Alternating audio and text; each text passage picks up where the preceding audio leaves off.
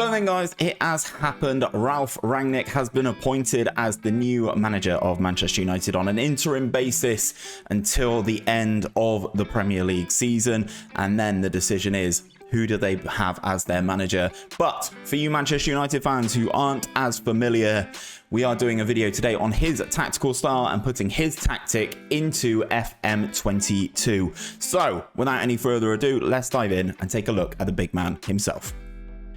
So this is the man in question. This is Ralf Rangnick in Fm22. He is currently, at the start of the game, the director of football at Lokamotive Moscow over in Russia, and that is kind of what is expected of potentially the move after, is that he comes in the interim basis to stabilize things post Ole Gunnar Solskjaer. The rumor is that Michael Carrick is going to take charge of the game this weekend, and then the German will be in charge moving things forward, with a potential move to go as a director of football moving forward. As a manager though, he does have a little bit of a history. If we go and cast your eyes to the bottom left of the screen, guys, he's been manager at a couple different places in Germany, bouncing around some names that you will recognize: Stuttgart, Hanover, Schalke, Hoffenheim, Schalke again. He became director of football and flirted between director of football and manager at RB Leipzig for a long time, where he sort of patented his style. Was director of football at New York Red Bulls as well, so he sort of stayed in and around that franchise for a little bit, and then he's bounced over to Lokamotive Moscow, where he currently was working. And as you can see in Fm22, he's got very, very good stats here. Very, very good stats. Great at judging player potential, so you can kind of see why he works as a director of football. Great attacking, great technical, great at working with youngsters, all of this fantastic stuff. But we're not going to put him in charge of Manchester United. We are going to create or recreate his tactical style with a couple different teams that you have just seen here. And we're going to take a look at how it can get on in some various leagues, guys. So without any further ado, let's jump in to his tactic first of all. So then guys, kicking things off, earlier in his career, he was the manager and director of football at RB Leipzig. And that is where we start off our first test of this amazing tactic. As you can see, pretty good. Not only did RB Leipzig win the league, pipping Bayern, amazing goal difference, only lost 3 games all season, but they also won the Europa League as well. There's no shame of dropping out of this Champions League group. Inter and Real Madrid are exceptional, and it was very, very tight as well. Very, very tight, unfortunately losing to Real Madrid twice, drawing with Bromby. That draw with Bromby probably cost them, because if they did that, if they beat Bromby, they would have been on 13.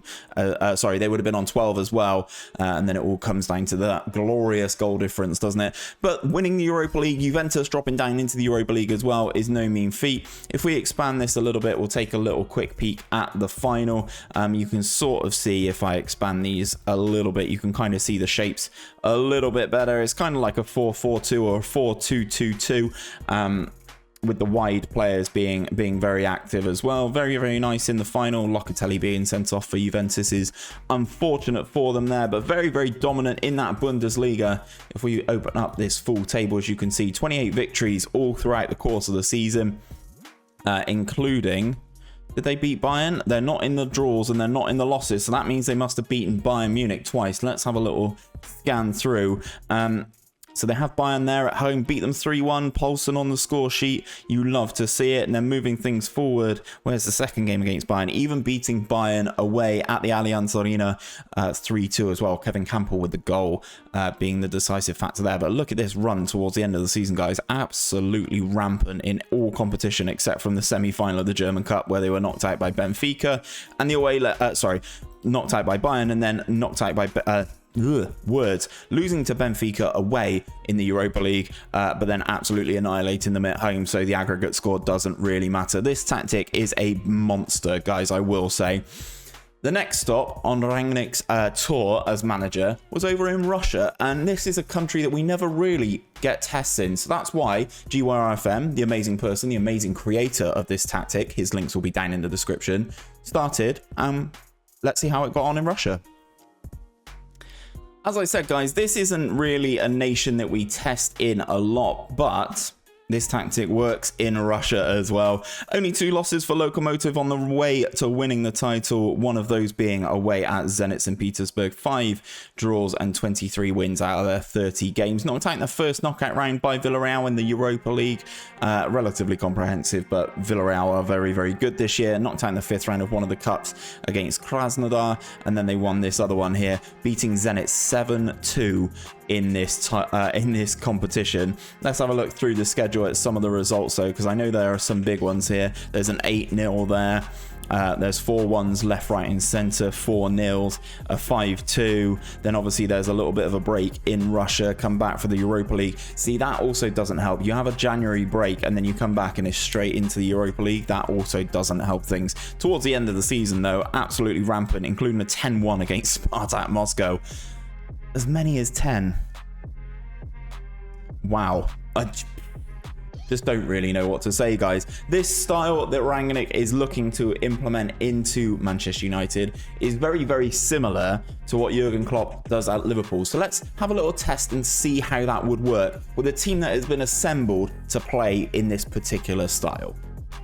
Now, I know what you're going to say, Steve, it's Liverpool, they're exceptional, I know they are, but this team is set up to play in this particular style, and as you can see, it is rampant. 99 points in the league, winning the Champions League final, beating Chelsea in that one, winning the Emirates FA Cup, winning the Carabao Cup, absolutely smashing it. In all competitions, the top goal scorer was Mohamed Salah, as you can see if I go back onto this screen. Then if we go over to the competitions tab again, exceptional stuff from this tactic. Absolutely blowing teams out of the water, as you can probably tell, by the 96 goal difference. In terms of goals scored, I have to expand this table. In terms of goals scored, it scored 126 goals in all in the Premier League and conceded just the 30, losing 3 games as well. Man City, Everton and Chelsea, no disrespect there, and then draws away from home against Watford, Villa and Arsenal, but 32 victories in the Premier League. Let's have a quick scan through some of these. Again, I'm sure are very, very big. Another 10,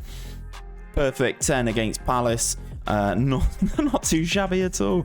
Absolutely blitzing their way through a lot of the competitions. There's a 5-1 there against Southampton. There's a 9-1 here against Newcastle as well. Literally everyone getting in on the score sheet. Even Jordan Henderson got a hat-trick in that one. Moving things forward, losing against Everton, is one of those things. It's the Merseyside derby. There's a little bit more riding on that one, but very, very consistent all the way through things. Beating Manchester United in the final of the FA Cup 2-0, Origi and Sadio Mane. Beating Chelsea in the final of the Champions League, Firmino and Fabinho on the score sheet there. And they also won the EFL Cup as well. So they beat Man City 4-0 in the final. So when it got to a final, this team delivered, guys. And as I'm just going to have a little look in the squad and sort them by goals, you can see Mo Salah, 35 goals for him, 34 for Origi, 31 for Jota. There's a lot of goals in this, but I know what you're saying. You're saying, Steve, Liverpool are very, very good this year. They have the team set up. How would this work actually at Manchester United? Well, we've done a test there as well. Let's see what happened with United. So obviously Manchester United is the team that are going to be using this tactic, and I'm just going to start on this screen because not only have they won the Premier League, they've scored 98 points, they've got another 94 in terms of goal difference, but Cristiano Ronaldo scored 60 in this particular tactic, and we know Ronaldo's good, but he's got 73 goal contributions in 58 games. 73 goal contributions. I genuinely don't know what to say. That is just unbelievable. In terms of competitions, guys, they absolutely annihilated everybody, so it is consistent with the tactic. Varane, top goal scorer in the Champions League as well. You love to see that. 3-1 in the Champions League final, beating Manchester City. There's another quick look at the tactic as well. Sancho, Varane and Harry Maguire on the score sheet for a very dominant Manchester United here, so it is defensively sound as well with the 4 at the back. Winning the Emirates FA Cup, beating Liverpool 4-2 in that one. Ronaldo, top goal scorer with 11 goals. And then beating Man City on penalties as well in that Carabao Cup. If we expand the Premier League, guys, let's have a full look at the stages. 2 losses, away at Brighton and away at Norwich, both 1-0. I would love to see the stats on this because I imagine they dominated and unfortunately lost. 5 draws, 31 victories this time, 123 goals scored, 29 goals conceded. Again, you can see Liverpool are very, very good and sort of set up to play in this particular style anyway. But let's see how United players fit into this tactic. This is the tactic. It's a marginal tweak on Rangnick's tactic. He potentially could play a flat 4-4-2 using attacking players as the wide 2 midfielders on the left and the right. So that's kind of what we've done here as inverted wingers to make this sort of shape work very, very well in Football Manager 2022. What I will say, there is a download link below, guys, to where you can find this tactic on FM Scout if you are on PC to download it yourself. If you are on Xbox or Switch or anything like that, I will break the tactic down here so you can kind of see what we're going for here. So what I'm going to do, guys, just for Manchester United fans, I'm going to pick the quick pick the best 11. And this is kind of the style that we will be looking at today, and you can see why. Let me just change this to selection info. You can kind of see there are goals littered in this team. Varane got 13, Harry Maguire got 10, 22 for Bruno, 16 for Sancho, 23 for Mason Greenwood, 60 for Ronaldo, 30 for Martial, 15 for Cavani. The amount of goals this team scores, guys, is absolutely ridiculous. So that is kind of how the shape is set up to dominate.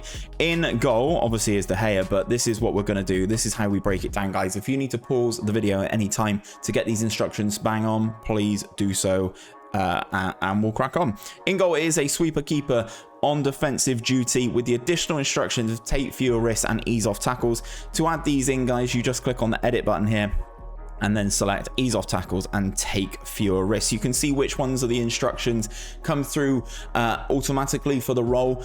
They will be in a slightly darker shade of green, and then these ones that have been added by Gareth, the amazing GYRFM, will be in the lighter green, but also will have the white cog and the red circle next to them. So on to the right back, we have a wing back on support, so they come with run wide with the ball and get further forward. And now this is where the additional instructions come in, guys. You need to add in tackle harder, sit narrower, shoot less often, and cross from the byline. The fullback on the left hand side is very similar with the same additional instructions, guys. So the additional instructions are cross from the byline, shoot less often, sit narrower, and tackle harder. But this one is a fullback on attack. Then you have the 2 centre-backs, in this case Maguire and Varane. Both have the same instructions on them. They are both central defenders on defend with no additional duties there. We have a ball-winning midfielder on support duty in midfield. Bruno Fernandes is occupying that particular role right now. No additional instructions on him. And a box-to-box midfielder in this particular instance is the one and only Paul Pogba.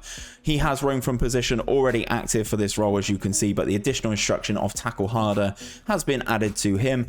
On the left-hand side, Marcus Rashford, or the inverted winger on support duty, cutting inside with the ball and dribbling more, are his standard instructions. And tackle harder, cross less often, and more direct passes has been added to him. On the right hand side, massive summer transfer, Jadon Sancho, who comes with the instructions as a inverted winger on attack. Get further forward with the ball, cut inside with the ball, dribble more with the ball, and tackle harder. Then we've got Mason Greenwood as a false 9. He comes with the additional instructions of tackle harder as a false 9 on support. And then you've got the big man, the main man up top, the man who's supposedly going to struggle with this pressing tactic.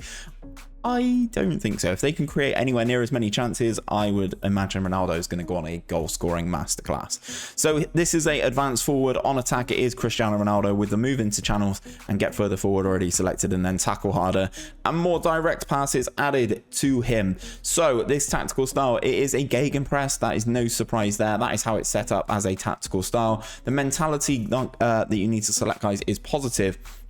Then in possession, this is how we're looking. Attacking fairly wide, we're passing into space, and we're playing out of the defense. A standard passing directness, a higher tempo, low crosses into the final third. We are running at defenses, and we are being more expressive with our creative freedom.